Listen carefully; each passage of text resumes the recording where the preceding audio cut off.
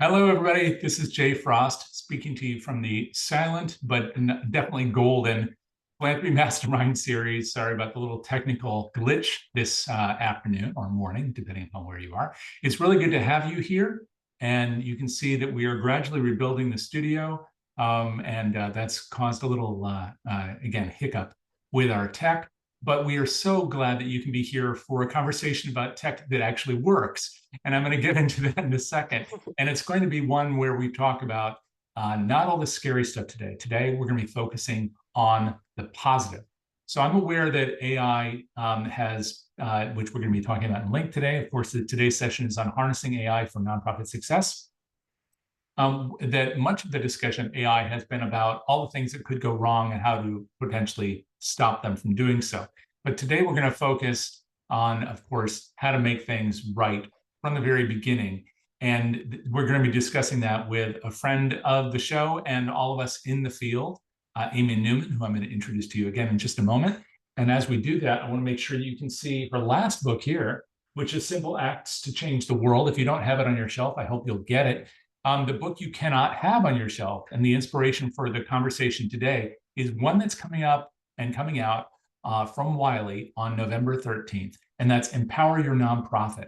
And that book hopefully will give you some guidance into both the broad way to think about these things and discuss them internally with your friends, peers, and fellow mission actors, but also to take practical steps, strategic and tactical, to make sure the organization works really, really well and achieves your mission. And that includes the fundraisers out there who are often kind of left on the vine wondering, well, how does this work for me? You're going to find out all of that today.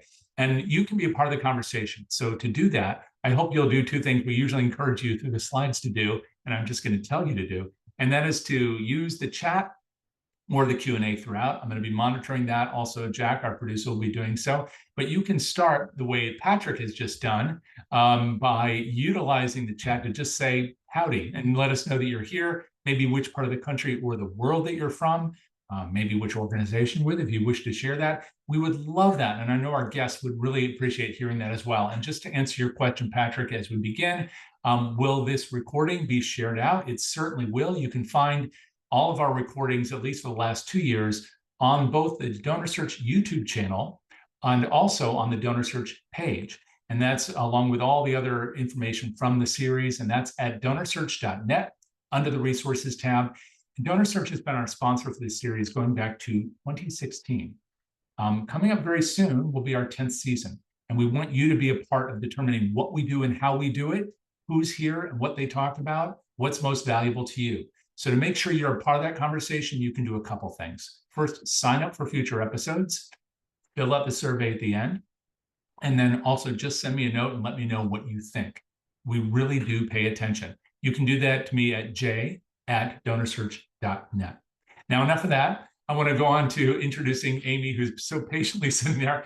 Amy Neumann is, of course, a social impact entrepreneur, keynote speaker, author, trainer, technology strategist, consultant, and Reiki master. I don't think we're talking about that today, but perhaps we should. And she's also the author of not only the book I just pointed out, but once again, the book I just mentioned, Empower Your Nonprofit, 234 pages. We cannot go over them all in this one less than an hour we have together, but we can sure scratch the surface and tell you why there's a lot to be hopeful for in this world of AI and nonprofits. So Amy, thank you so much for hanging out and sharing today. I'm so excited to be here. This is technology for good is one of my favorite topics to talk about, so I'm thrilled. And it's something you've been talking about for a while. Yes, indeed. I'm glad we can do it here. The softball question first is why this book and why now? Great question. I think there's a lot of interest in AI. You hear a lot of mixed things out there in the world, and I have found that technology has the ability to solve problems day over day that weren't solvable the day before. And so to me, it's of personal interest to share that with everybody. My enthusiasm for world changing and using technology to create just opportunities to fix problems that weren't fixable before, or to do things in a better, faster, easier way that frees up more human time, I think is super important. And right now, I was getting so many questions about it that I thought, maybe I should just put this somewhere where people could just have it all in one place. So that's why now, and that's why it's important.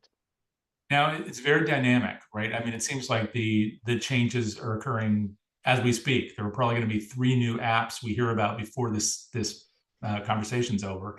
So True. how do you make sure that when you're discussing this, not only is it grounded in the way you just described, but also that it's dynamic, that we're making sure that people have a kind of a blueprint, so the next time they see some app being foisted on them from Facebook or Instagram, that they can see how it fits in the puzzle that we're trying to create in order to do good. Yes, you make a very valid point. In fact, I've had people ask me why I would write a print book when it changes so fast. And I don't disagree with that. But what I tried to do is something a little different where I tried to take a more evergreen approach. So I think that consistently over time, even since fire was created, people created something new, did new things with it, life changed, it morphed, something else started up. So the whole idea of constant change is not different, but it is, I think, exponentially faster right now to a point. There's some fundamental use cases, concepts, and ideas that I think will be true regardless of which app is in pole position at any given time. And the other thing I did is I interviewed 19 people, which which is awesome. And I'm laughing because when I did my master's thesis on reducing bias in AI, I only interviewed 3 people, and that seemed like a lot. So I'm not sure what I was thinking, but what I was thinking is that it's a fabulous way to get real-time insights when it's hard to find it online. Because when I was writing this book a few months ago, there was even less information than there is now. So what I did is I went to top experts like, of course, Beth Cantor, Allison Fine, Craig Newmark, who founded Craigslist and now is a philanthropist, and many others. And I asked them, what do they use it for now? What do they think is going to happen in the future? What are use cases they've seen work? And these are all things that weren't accessible even on the internet, right? So I'm hoping that it's done in a different way that remains dynamic and evergreen. So I didn't list, I mean, there are places where I listed certain tools and things, but I also pointed to the fact that a lot of tools that people already use, like DonorSearch, for example, they have AI embedded in them. So whether you're specifically thinking that you're using AI or not, you still get to take advantage of a lot of the concepts. So it's kind of morphing, and I did know that going into it. So I tried to write it so that if you read this when it comes out on November 13th or a year from now or 2 years from now, conceptually, a lot of the use cases will be this, similar. So you can flip it open and say, oh, for fundraising or grant writing, or what was that use case that whoever was talking about, and you can kind of refer to it like a reference guide, but I don't think it will get outdated quickly. Yeah, I love that description, and it's something that I sensed, but you said it so well. It's also something that I know that most of our audience with us today, and maybe viewing the recording later, are focused on resource development. But that's one aspect of what makes our organizations possible and the mission possible. You don't stay there. I mean, that's covered in these use cases and in the case studies in the book. But you also address all the other pillars that make our work possible. So maybe we can dive into that. But before we do, I think it might be helpful to ask the audience if you have questions that you would like Amy to address in the conversation today. Please start posting those. And don't worry if the question seems either too complex or too elementary. It doesn't matter, because wherever you are in this journey is what we need to discuss. And organizations are in very different places. You do address that in the book too. The architecture of the book takes people from a little bit of history, which is really helpful, all the way through these use cases. So it really is something that people can utilize wherever they are. But again, if you're here with us live, we would love to know what you want to know. And maybe a thing to ask you in the audience right now is, are you using AI? At least, are you aware that you're using AI? And if so, what kinds of AI are you utilizing that you are aware of? We would love to know that. So as you're answering that, I want to ask you about something that you kicked the book off with, which is the hummingbird effect. Can you talk about that analogy a little bit? Yes, absolutely. So I'm also an artist and I'm somewhat obsessed with hummingbirds and always have been. So I have them as my logo for all of for my nonprofit, resourceful nonprofit, for my consulting, technology inclusion. So they appear everywhere. And the reason that I did that is because I think of hummingbirds as the entrepreneurs of nature. Um, and dragonflies, but because they can move in any direction instantly. And there's no other bird that can do that. They can fly forwards or backwards equally as well, up, down, side to side, whatever they need to do instantaneously, quickly, and very efficiently. And I think that that's how I also think of AI being able to help nonprofits. So when Wiley was asking me about the cover, I explained why I love hummingbirds and how I thought it was analogous to AI, and we went ahead and put a hummingbird on the cover of that as well. And I have an image of it at the beginning with all the different logos or images of different types of um, charity and philanthropy. And it's because I think that even though every nonprofit is different, everyone can benefit from AI in some similar ways and some different ways, but there's no nonprofit right now that couldn't benefit from some type of AI, in my opinion. And I have to just touch on a couple things that I read in there that I thought were really fun, because I don't think about it much.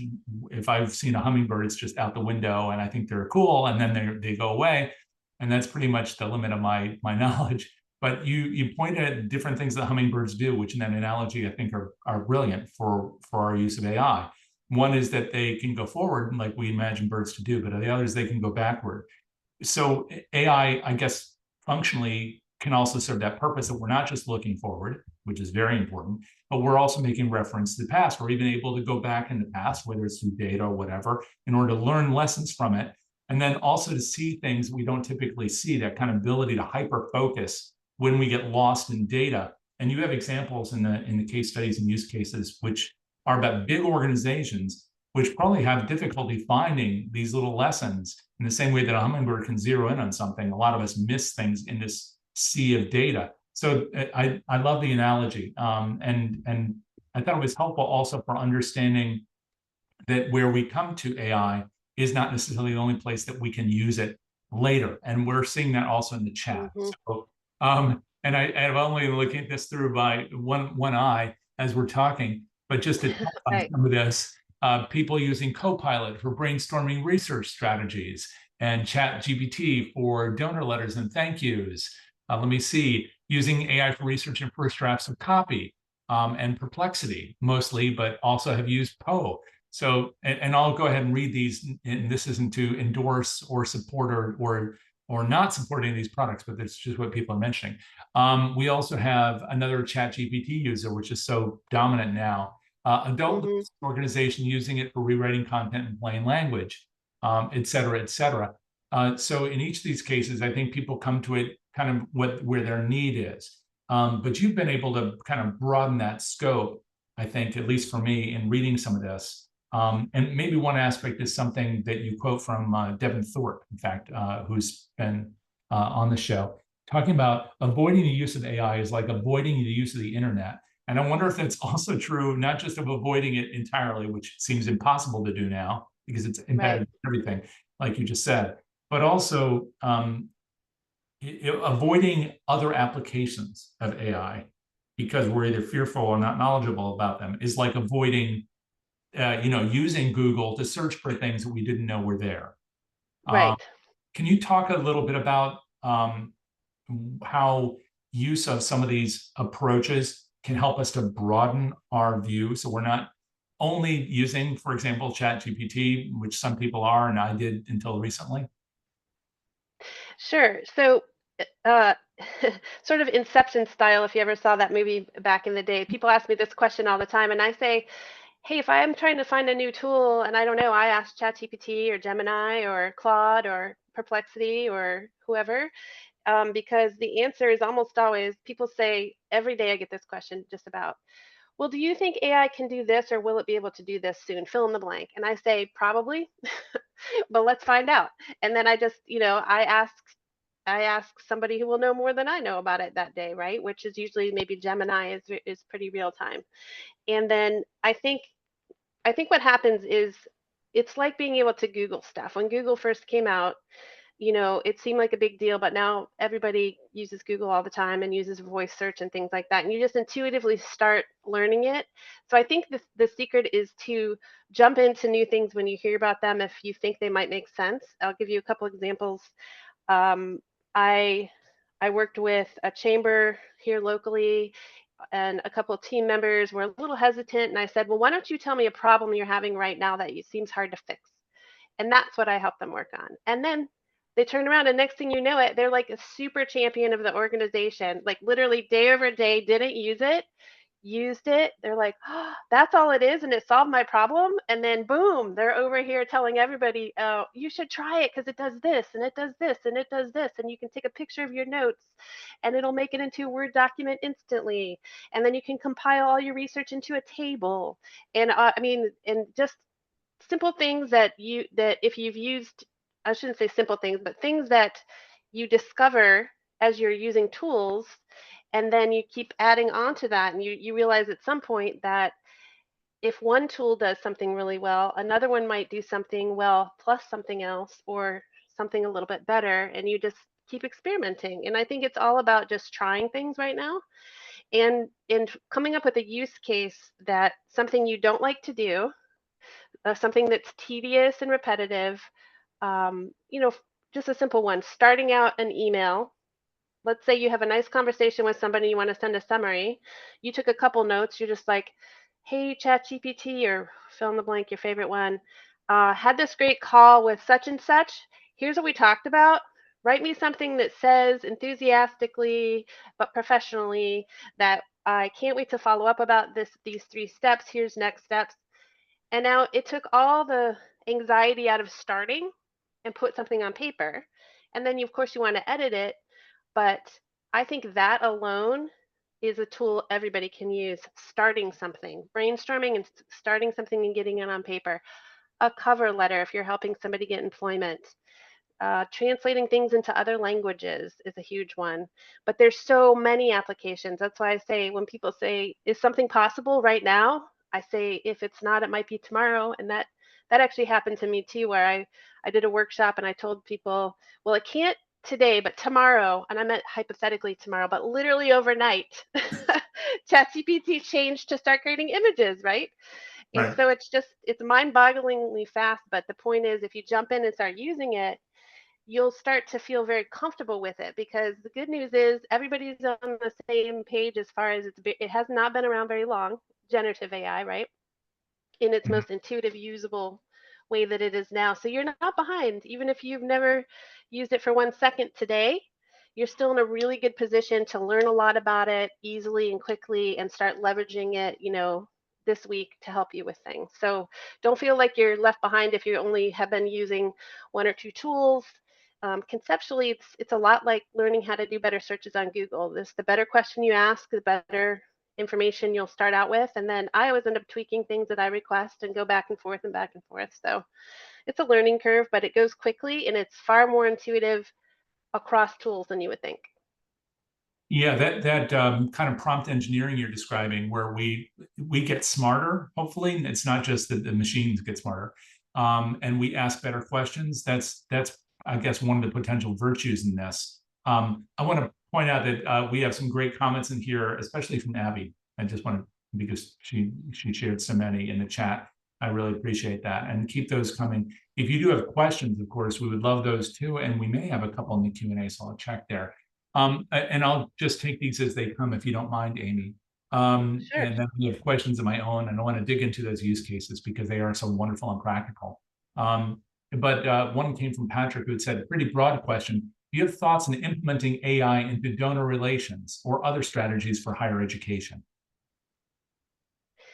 Oh, for higher education in particular, but from a donor strategy perspective. So, yeah, I think with a donor strategy, just in general, from an evergreen sort of use case, like a hummingbird, you can go backwards and look at your historical data if you've been capturing it, and you can start to do a lot more with it now that AI is around. So you can ask questions of the data, either through whatever platform you're using now, or if you have a private or paid version, of a tool, then you can run some.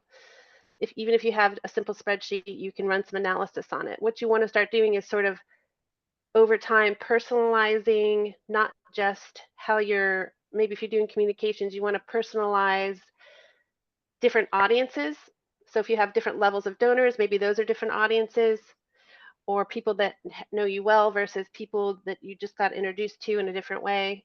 And then you can start to see patterns over time of who is predicted, if you have the right software and tools and data, to start giving more. And then what you want to do always is think about not just what AI can do, but how can you leverage AI to do what it's good at, to free up more time for humans to do what they're good at. In other words, if a donor looks like they're about to donate a lot of money, this might be a great time to go have a conversation with them in person, right? So AI is not replacing humans. In fact, I think almost the opposite. It's freeing up time for some stuff that humans or machines could do. Let the machines do that.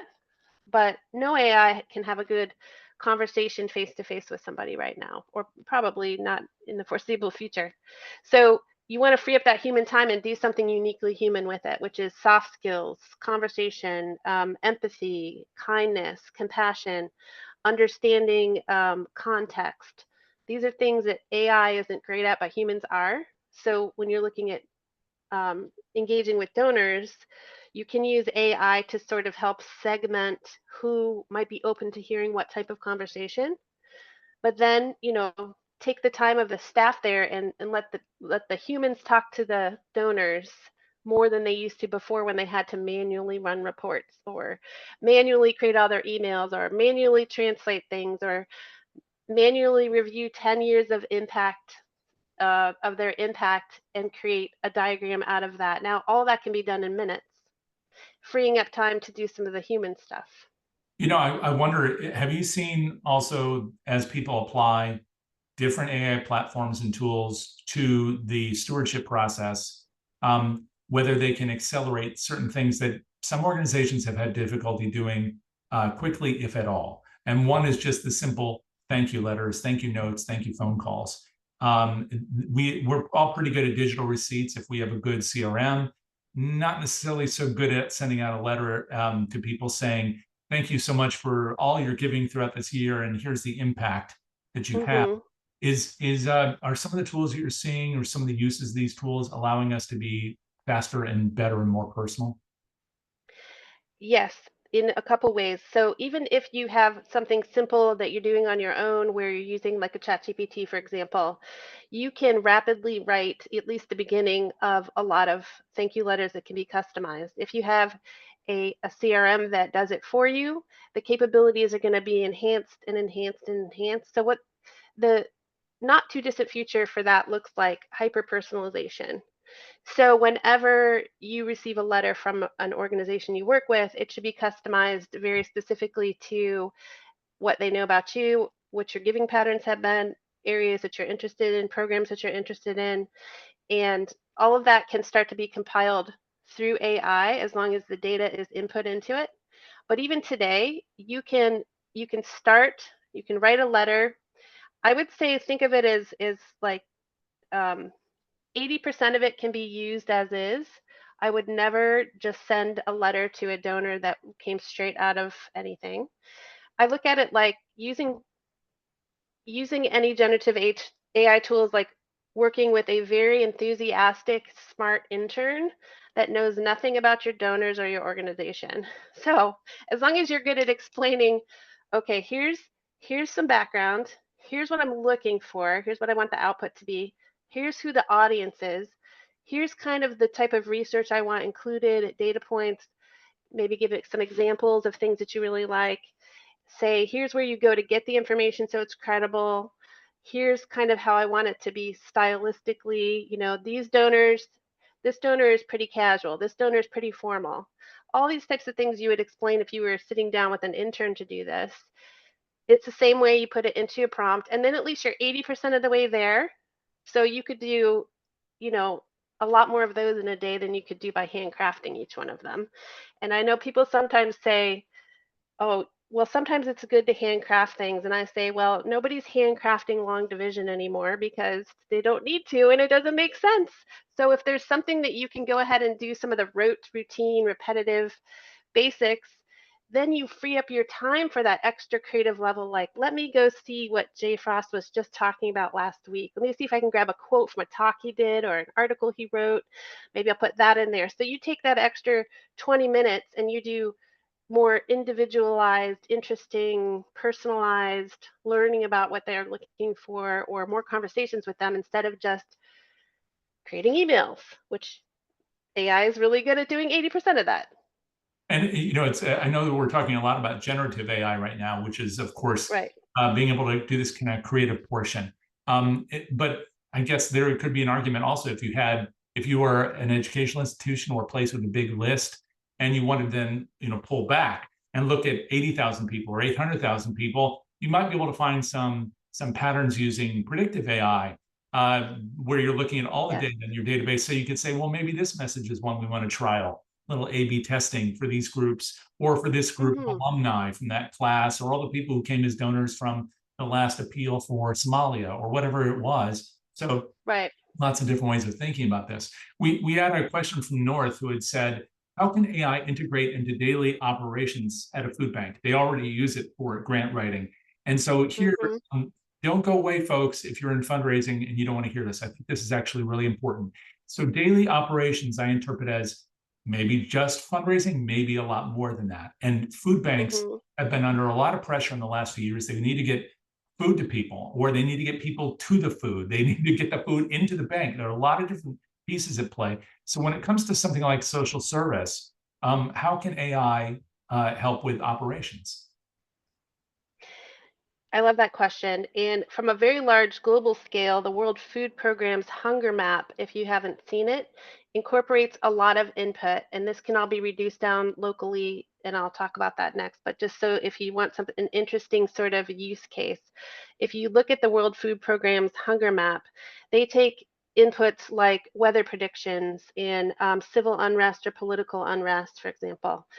Um, in economic issues, droughts, floods, um, climate disasters, the ability, let's say if there if food is being blocked somewhere and it needs to be rerouted, they're taking all this into consideration, and they work, I think, in 92 countries, 87 million people a year, so they have a lot of data input to that.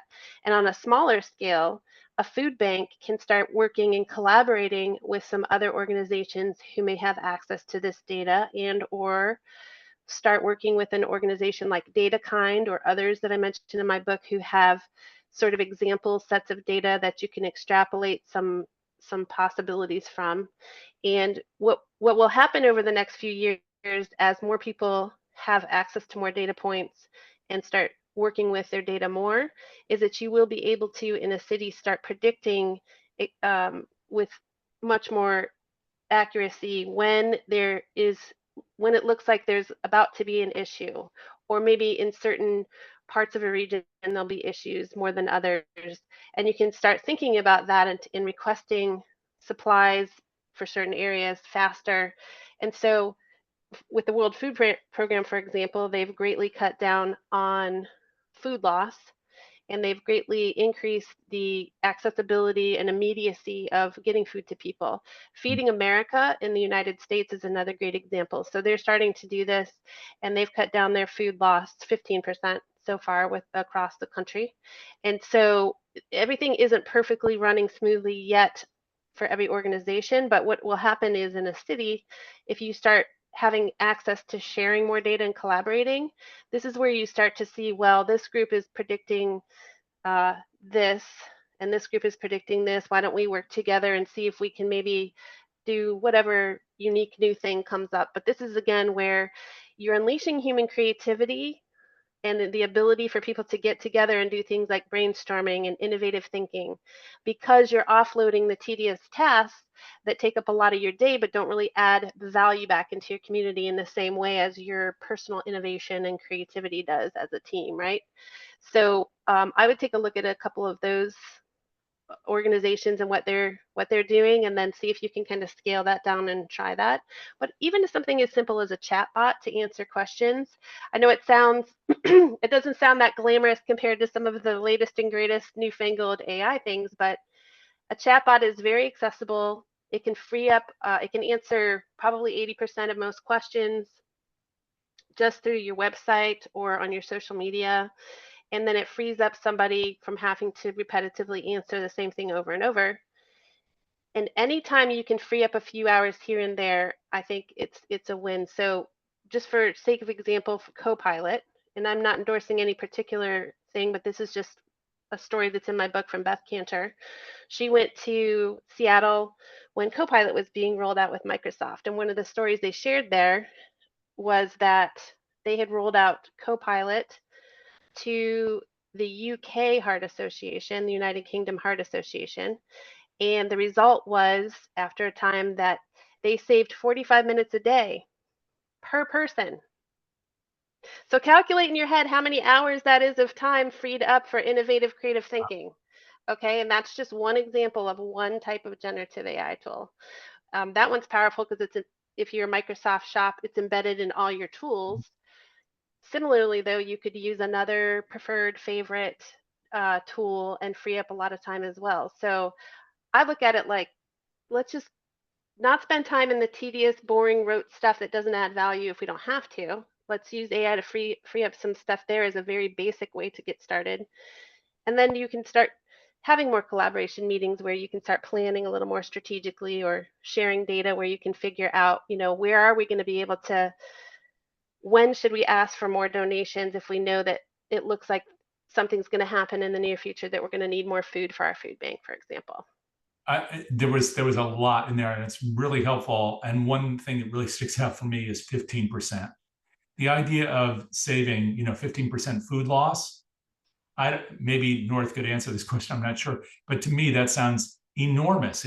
For Feeding America, and certainly for the World Health, World Food Program, we must be talking about tons upon tons of food which could feed people that are not being lost, and that's huge. And I suppose the same kind of analogy would be true for when we're fundraising and it's dollars lost, or you just mentioned about time loss. The idea of 45 minutes that has a lot of values, including not only creativity, but maybe even preventing burnout, which is a huge issue in our field.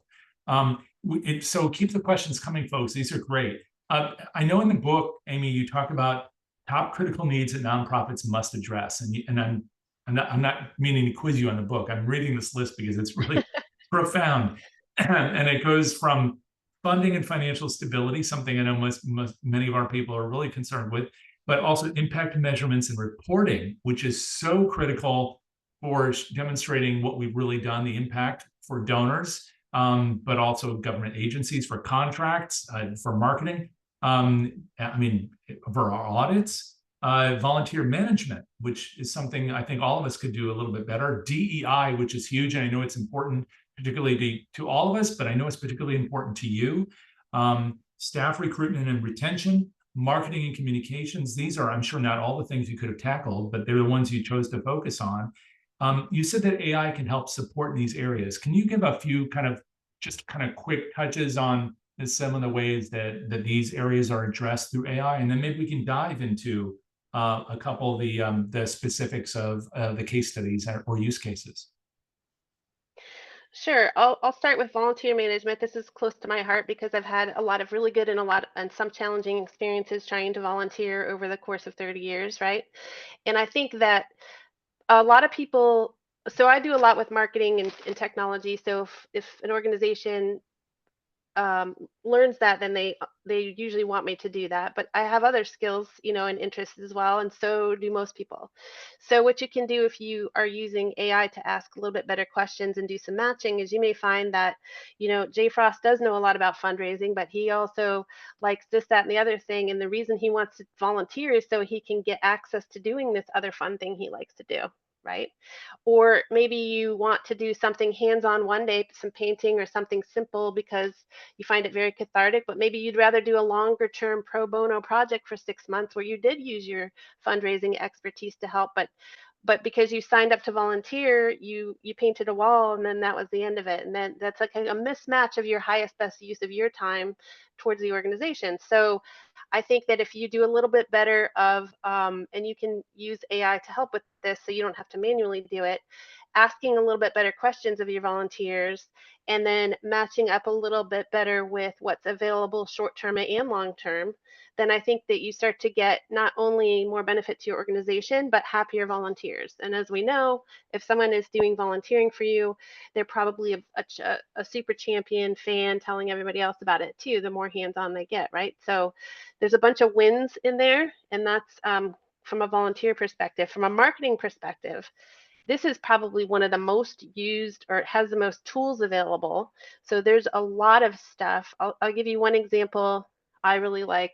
I guess it's marketing slash grant writing slash impact reporting all in one. But what you can do is go to some of these tools. You can take a bunch of Form 990s from the past for you or for other people. You can do this for you, your organization, or other organizations that maybe you want to partner up with or learn more about, etc. Put in your Form 990, put in a bunch of annual reports, put in a bunch of impact reports that you have, put in whatever information you have, and then ask for a summary of all of that over the past however many years. And use that as a starting point to do something new and different.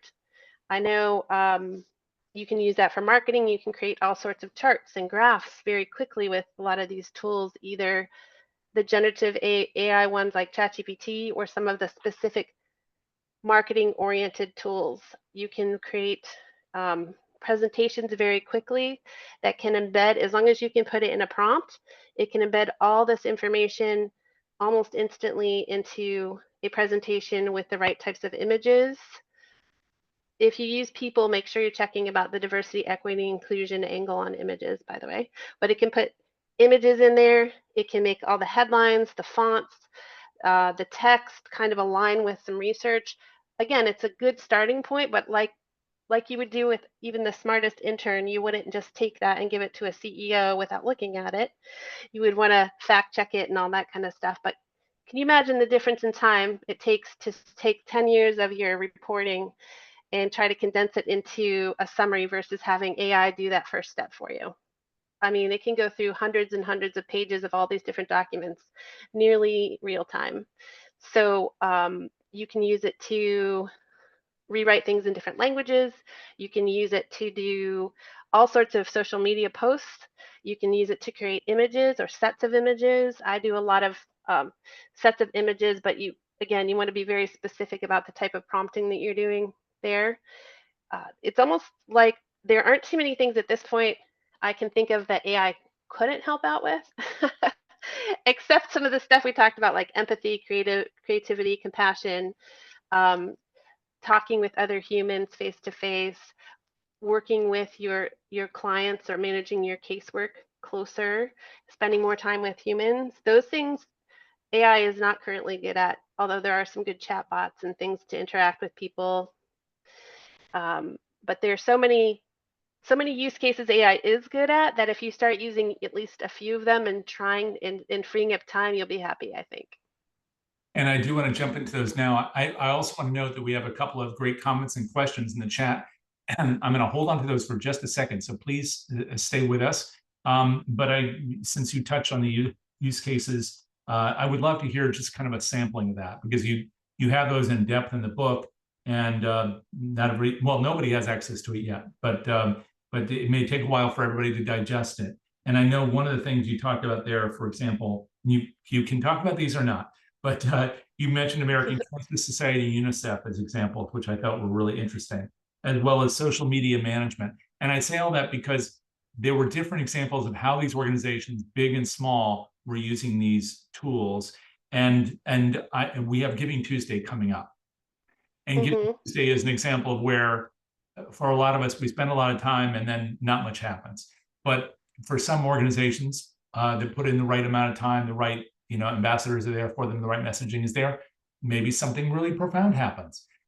So maybe there's some lessons, even for Giving Tuesday, if not this season, then next year, from the way these organizations are managing some of these tools. Can you provide just a kind of a sampling of a couple of the use cases that you have in the book, and maybe there's some lessons to be learned that we can apply even this season.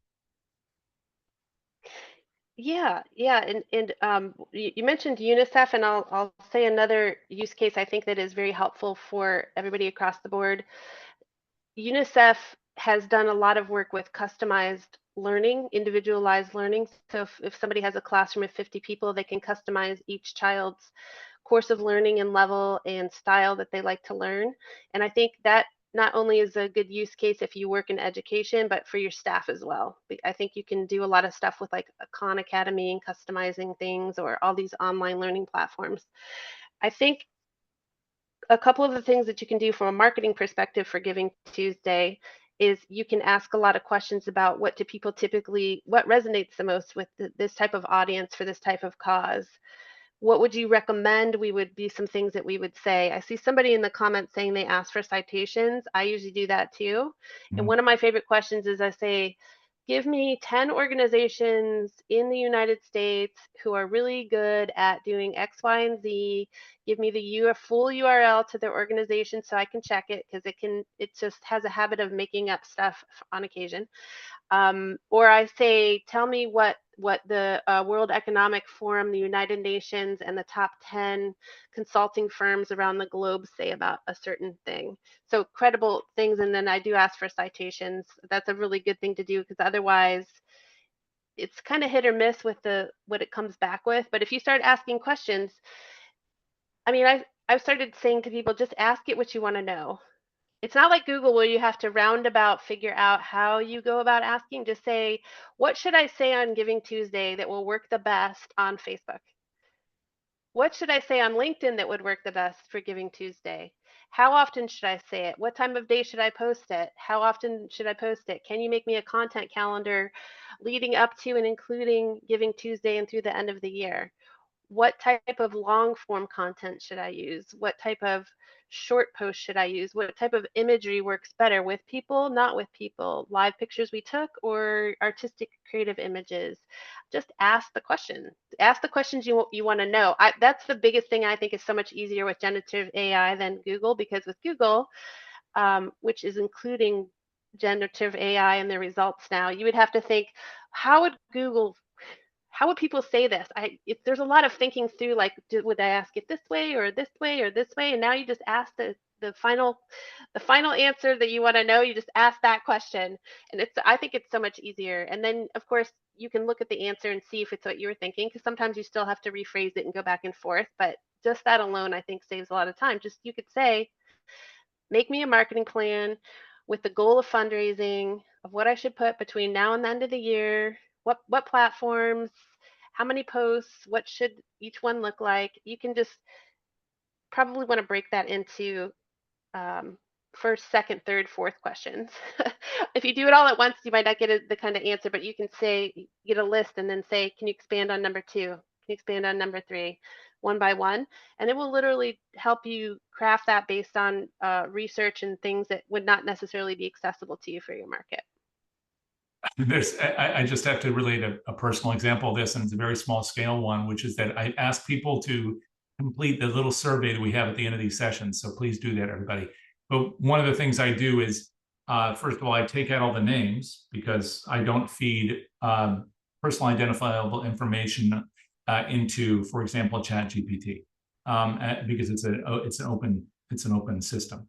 But I do take all the comments and I'll load those in with all of the ratings to get a sense about what people like best and what they didn't, but also then to tell me which items people want to see more of and less of, and then to generate suggestions for things that relate to that content that we might be able to do. And this all takes just seconds, so very easy to do. I know that before we get to a couple of these questions here, you prompted me to ask you about something, and now we're going to talk about the future. And again, this is the positive future, not the scary future, which of AI, which is kind of fun. And I want to ask you about two different things. First, you prompted, I knew nothing about AI buttons. And then the second one, which is not necessarily related, but I know it's going to be hot for everybody very, very soon, which are AI agents. Yes. And that addresses this kind of fear factor, I know. of they're Right. going to take my job. But as you're pointing out, no, this is an opportunity to allow AI to serve a purpose, but it's a matter of understanding how to use these things. So can you talk about first the AI button and then maybe AI agents? That's two future things I think are very cool. Sure, yeah. So there's an organization called Humane Inc. and they have it out, I believe now they're working in conjunction with OpenAI and Microsoft. It's called the Humane AI pin. It's a magnetic pin that you stick on, and it has a lot of the things that you would like best about AI embedded right in it, so you don't need a smartphone or a screen. So one of the issues with how all of this access to technology has affected humanity is people spend a lot of time ignoring their environment and looking at a tiny screen. I think we can all agree that's fairly true, especially with younger generations. So what Humane is trying to do, their whole goal is the most humane, the best way for humanity to use technology. So what they figured out is it can do stuff like with a laser, it can project information on your hand, laser ink, right? So you can read it. You can hear a phone conversation. You can ask it anything and get an answer to anything, just like you could with ChatGPT. But there's no screen in front of your eyes. So it'll probably take us a minute to get from where we are to there. I wouldn't be at all surprised if this doesn't happen on a larger scale. They're already using it in healthcare, in rooms in hospitals to help. So it's ambient listening. So it can be taking notes with the doctor and patient and summarizing them and putting them into files with no, so that the doctor and the patient can look eye to eye and talk for 5 or 10 more minutes rather than somebody sitting typing and turning and typing and turning. And so all this is, I think that's where it's headed, which I like. In fact, I'm starting a PhD in January about how AI has been impacting society, creativity, and human interaction because of questions like this, right? So, and then the other one you asked about is AI agents. So an agent is sort of like, if you think about what I just said about you got to break some of these requests down into steps, or maybe you got to use one tool for the first part and another tool maybe for the second part. That's just temporary. What's going to happen is it's going to be seamlessly integrated into an AI agent, like an entity, kind of like ChatGPT, and you can actually make your own GPTs now, or Gemini, Google Gemini calls them gems, that are tiny versions of what I'm talking about. So you create an agent to do a specific task on your behalf, right? And so what's going to happen is there are going to be these sophisticated agents that are out doing this research for you. So you won't even have to ask ChatGPT to go find this or the other thing. You'll have an agent that does it for you. So in the not too distant future, a couple of years out, there will be far more AI agents querying the internet than there will be humans querying the internet. Which is mind-boggling, but it does mean that a lot of those mundane tasks, I guess, hopefully will be addressed by these, unpaid but also digital uh, agents who are working on behalf of all of us. Amy, before we wrap up with a couple of these questions, I want to make sure that people know how to reach you. So could you provide information about how to learn more about the book, but also how to learn about your work and follow what you do? Sure, I'll type it in too, but my book and the information about that can be found at empoweryournonprofit.org, which I'll put in the chat. And then you can find lots of other stuff about me at amyneumann.com, spelled like my name. And I've been all over, so I've been in tech and marketing for a really long time. So I'm all over social media of all types. So choose your favorite platform. I'd love to connect with you there too. And I have most of it on one of those two places right now in my link tree and stuff. So let me type in Oh, I think Jack just got it. empower. Okay, okay, good. So, folks, you can So find that in the yeah, chat if you're here with us. And just also a last note as we get into these final questions, which is that we've been focusing on the positive, which is such a relief, especially during dangerous times. But for those of you who still like to get a little scared, I mean, it is Halloween season after all. We are going to have a session on this Thursday, which we do annually, on all the bad stuff. And some of it's horrifying. I mean, truly horrifying. And some of it is just very, very damn funny. So I hope you'll join us for that. That's on Thursday at 1, but it's also interactive. If you have a story that you'd like to share, and you can do so anonymously, come and join us. That's, again, Thursday at 1 in this series. Please do sign up for that. And Jack, if you can find the link for that, please do put that in the chat. So Amy, we had a couple questions earlier, and I know, and comments, one of which came, several from North, one of which was that Anthropic just previewed an AI computer use where the AI agent can navigate, type, and control the cursor on your PC to execute complex tasks as prompted by the users. That was kind of kindly to put that in the chat. Thank you for that. And then also we have a comment, let me see, from I think Abby, about using it for citations. I think you touched on that earlier, but both Amy and North had asked about questions, I think North did, about questions relating to language translation. I think many of us are familiar with, God love them, how bad Google Translate is, for example, on Facebook, and how funny it is. But things have really improved with ChatGPT and other providers. Do you have any that you recommend for this particular purpose? And Amy, for example, mentions African languages, and there are lots of them. So are there tools that you think are particularly helpful when it comes to translating person to person or text to text? I think ChatGPT is actually really good, although maybe that's already been tried if it came up as a question. But I'd probably ask. Okay. I love Poe. If you haven't heard of Poe, I'll put that in here too. I'm just putting some things. Poe.com is like Edgar Allan. Speaking of Halloween, Poe.com, P-O-E.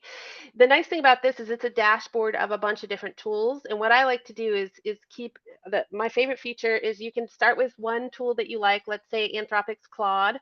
You can type in a question about that, and then it gives you buttons at the bottom to ask again another one, another one, another one, so you can see what different answers they have. So I guess if you were trying to figure this out to start with, you may need maybe a native speaker of the particular dialect to see how good it is, but probably one is going to be better than the other. It's probably going to be one of the big ones, which are ChatGPT, Gemini, Claude, and Perplexity is pretty well known right now. And there may be others that are more specific. I can't say off the top of my head a specific one I've heard for that one use case, but they're all getting better by the day. That might be one that if you know somebody who speaks the language natively, you could ask them to review a few things and see which one they think is best, and then kind of start in that direction would be a recommendation there. But I like Poe because it also has some image creation tools. I typed in, we didn't get a chance to talk about bias very much, but this is a huge part of, I did my master's research essay on this, which is similar to a thesis. And there really is a lot of embedded bias in data because humans have a lot of bias embedded in history. And so for anything that you're doing and any results that you get, especially if they have to do with cultural things or using historical data to predict things, you want to be sure that there isn't bias in the data included or excluded, and that you're thinking through that what the outcomes look like too. So just be mindful that you hopefully can catch it on the beginning side, but you always want to look at the outputs to see if some group is being negatively or positively impacted in a way that doesn't make sense for equity. So just throw that out there. But Coded Bias by Joy Buolamwini is a great Netflix documentary about all of this. It's an easy watch, a lot of key players in the industry in there, and I would recommend from a bias perspective to start there if you're interested in learning more about that. I really appreciate you saying that, and I didn't go there only because I know that we wanted to focus on the positive today, and with bias, we have to both think about AI and the bias within There it, could but be a also lot in there, yeah. the biases we have in utilizing it. And I want to point out that one of the images I created for promoting the Halloween special, I asked for images of before and after with people who were burned out. Actually, this was for a different session, excuse me. And I did one with a figure who was a woman, another with a figure who was a man. It's very interesting because I didn't give any specifics about how the figure should look. But what I found was there is some of the biases can be very subtle. In this case, the image of the woman on the left, or the before and after, it showed her with paper strewn all over the place wearing flats. And the image on the right, which was after addressing burnout and feeling restored, where she was the same woman, the office was all cleaned up. I don't know if there's any bias in that, but she was wearing heels. And so I'm not sure what one would draw from that, but I think it's to your point. I think we need to be very aware of both the tools, but also our own bias, including then how we evaluate the outputs before we release it to the world. Kind of interesting how embedded this is. And all of that and much more is in this book. So maybe we should just leave it there. This is only meant to whet your appetite, but also to thank you, Amy, for bringing together all these different voices and thinking through these issues and helping us as we think about how do we make sure that that what we're doing with AI is productive and useful and helps our organizational missions move forward more effectively. So once again, thank you so much for hanging out and sharing today. I want to encourage everybody to look for that book. You can see the links in the chat, and also you can look for Amy anywhere where there's social media. So I hope you'll do that too. Thank you, Amy. Thank you. And I want to thank all everyone. of you for being with us today. Really appreciate it. And hopefully you'll join us this Thursday, as well as in our sessions next week. That'll be live from San Diego at AHP, and then the following week from AASP in New Orleans. So if you're in either of those places, please come say hello. I'd love to see you. So until next time, take care, everybody. Thanks, Amy. Thank you, everybody. Appreciate it.